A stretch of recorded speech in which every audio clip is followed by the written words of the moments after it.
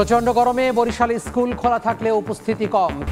কর দিলেও মিলছে না সেবা। তাপপ্রবাহের মধ্যে ঝালকাঠি পৌরসভার ৯ নম্বর ওয়ার্ডে তীব্র পানি সংকট। দুর্ভোগে ১০,০০০ মানুষ। নাজুক সরবরাহ ব্যবস্থাকে দোষে কর্তৃপক্ষ। ঘুষ ছাড়া নড়েন না বরিশালের পল্লী বিদ্যুতের কর্মকর্তারা। নিয়মহীন সংযোগে অনেক বাড়ি যেন মৃত্যুকূপ। তার সরাতে বললে মিষ্টি খেতে দাবি করেন ৩২,০০০ টাকা। এবং নিষেধাজ্ঞা অমান্য করে ভোলার ডেঞ্জার জোনে অবৈধ নৌযানে যাত্রী পারাপার। চলছে ফিটনেসবিহীন ট্রলার ও স্পিডবোট। নির্বাক বিআইডব্লিউটিএ নৌ পুলিশ।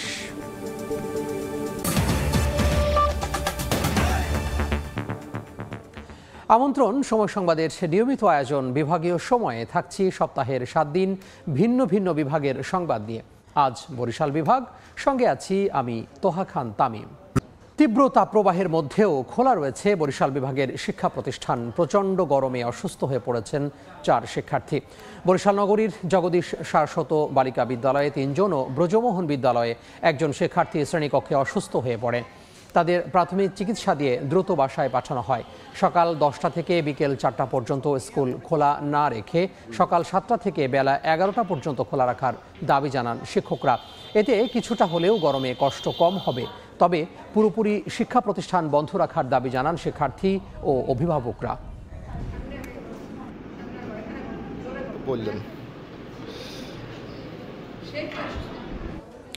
এ নিয়ে আরও তথ্য জানাতে বরিশাল জেলা স্কুলে আছেন সহকর্মী শাকিল মাহমুদ। আমরা সরাসরি যুক্ত হব তার সঙ্গে।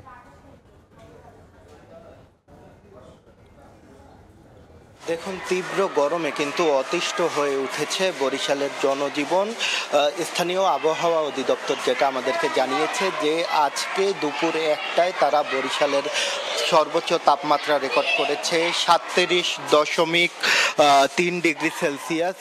এবং এই যে প্রতিনিয়ত যে তাপমাত্রা বাড়ছে, এই তাপমাত্রা বাড়ার ফলে কিন্তু আসলে এক প্রকার বরিশালের জনজীবন অতিষ্ঠ হয়ে উঠেছে। এবং আপনারা জানেন যে এর মধ্যে কিন্তু টানা ১ সপ্তাহ বন্ধের পরে আজকে কিন্তু শিক্ষা কার্যক্রম চালু হয়েছে প্রতি শিক্ষা প্রতিষ্ঠানে। এবং আমরা যেটা দেখেছি সকাল থেকেই আসলে যে শিক্ষার্থীরা আসলে ক্লাসে আসছে, তবে আসলে সেই কাঙ্ক্ষিত উপস্থিতি নেই। এর মধ্যে বরিশালের ২টি স্কুলে কিন্তু ৪ জন শিক্ষার্থী আসলে এই তাপদাহে অসুস্থ হয়ে পড়েছে। এর মধ্যে জগদীশ সরস্বত মাধ্যমিক বালিকা বিদ্যালয় ৩ জন অসুস্থ হয়ে পড়েছে শিক্ষার্থী, এবং ব্রজমোহন বিদ্যালয়ে ১ জন শিক্ষার্থী অসুস্থ হয়ে পড়েছে। এই মুহূর্তে আমরা আছি বরিশাল জেলা স্কুলে। আমরা এখানে যারা শিক্ষক আছে তাদের সাথে কথা বলেছি।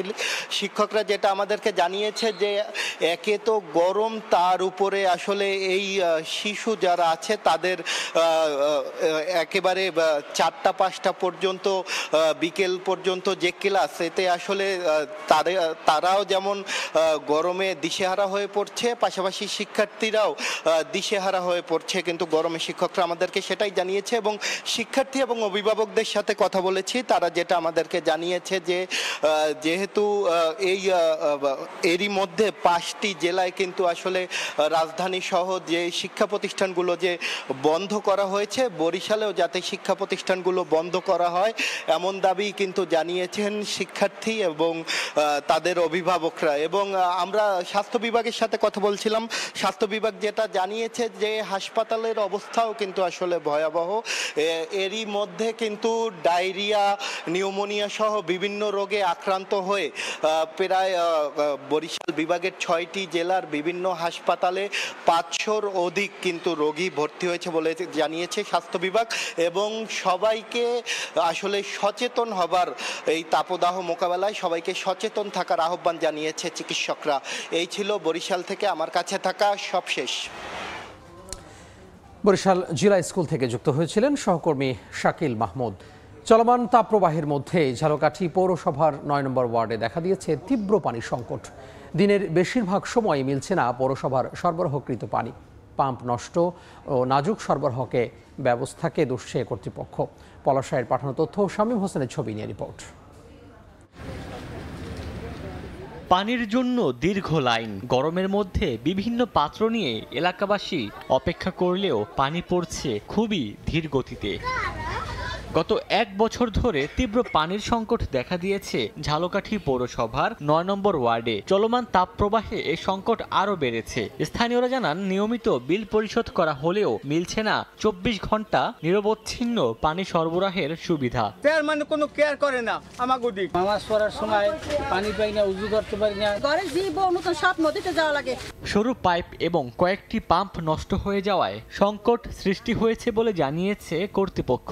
আমাদের এখানে 7 ডিস্ট্রিক্ট প্রকল্প থেকে ভূপৃষ্ঠস্থ পানি একটা ট্রিটমেন্ট প্ল্যান হচ্ছে, যা ঝালকাঠিবাসীর জন্য একটা সুখবর বয়ে। ঝালকাঠি পৌরসভার ৯ নম্বর ওয়ার্ডে অন্তত ১০,০০০ মানুষ বসবাস করেন। সময় সংবাদ, ঝালকাঠি। ঘুষ ছাড়া সেবা দেন না বরিশালের পল্লী বিদ্যুৎ সমিতির কর্মকর্তা কর্মচারীরা। মাস কিংবা বছর পেরিয়ে গেলেও গ্রাহকের সেবা মেলা তো দূরে থাক, বিদ্যুৎ কর্তাদের অবহেলায় গ্রামের বাড়িগুলো এখন মৃত্যুকূপে পরিণত হচ্ছে। গত শনিবার বিদ্যুৎ স্পৃষ্ট হয়ে একই পরিবারের ৩ সদস্যের মৃত্যু হয়। বিদ্যুৎ কর্তাদের মিষ্টি খেতে ৩২,০০০ টাকা চাঁদা দাবি করা হয়েছে বলে অভিযোগ উঠেছে। অভিযোগ স্বীকার করেন জেনারেল ম্যানেজারও। আর প্রমাণ পেলে ব্যবস্থা নেওয়ার গতানুগতিক আশ্বাস সেবাদানকারী প্রতিষ্ঠানটির ঊর্ধ্বতন কর্মকর্তাদের। সুজয় দাসের তলা ছবিতে অপূর্ব রিপোর্ট। টিনের তৈরি ঘর দুটিতে কোনো রকম নিয়ম নীতি না মেনেই দেওয়া হয়েছে বিদ্যুতের সংযোগ। হাত বাড়ালেই মেলে 250 ভোল্টের তার।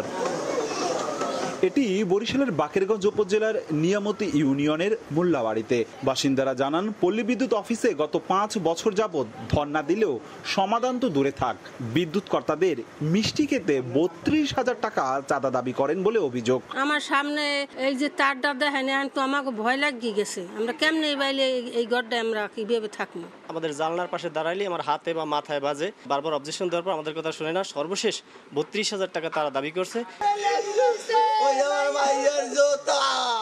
পল্লী বিদ্যুতের এমন অনিয়মের অভিযোগ বাকেরগঞ্জ উপজেলার প্রায় ঘরে ঘরে, যার সবশেষ পরিণতি গত ২৭ এপ্রিল ঢালমারা গ্রামে বিদ্যুতের ছেঁড়া তারে স্পৃষ্ট হয়ে একই পরিবারের ৩ জনের মর্মান্তিক মৃত্যু।